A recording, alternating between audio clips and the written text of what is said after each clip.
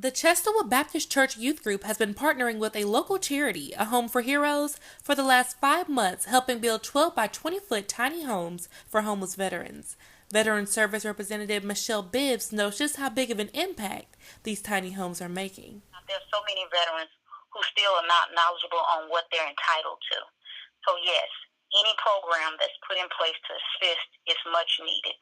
We can never give the veterans too much help. Director of A Home for Heroes, Willie Franklin, says his goal is to have 18 to 20 homes complete by next June. April the giraffe gave birth to a male calf just before 10 this morning. The zoo made an announcement informing everyone April was going into labor, and over 1.2 million people watched the Animal Adventure Park live stream to welcome the new calf. 2005 to 2014, the infant mortality rate in the U.S. declined by 15%, from 6.86 infant deaths per 1,000 live births to 5.82. Health educator of Knox County Health Department, Sarah Zimmerman, believes there are multiple reasons the U.S. infant mortality rates are decreasing. I think a lot of awareness over safe sleep. That's the biggest preventable cause of death in the U.S.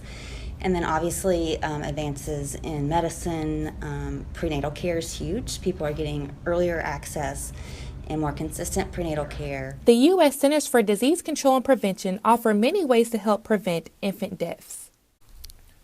Protesters from over 150 cities marched the streets with requests for President Trump to release his tax returns. The protest, known as the Tax March, was put in place to ask President Trump, "What are you hiding?" President Trump is the first major nominee to not release his tax returns in over 40 years. The delayed population transfer in the Al-Rashidin area, carrying Syrian evacuees in buses, was resumed after a car bomb exploded, killing at least 100 people. Children, government supporters, and opposition fighters were victims of the explosion. Once the transfer was resumed, most of the buses arrived to their respective destinations before midnight. Intercontinental ballistic missiles were displayed at the massive parade in North Korea. The missiles are capable of reaching the continental United States.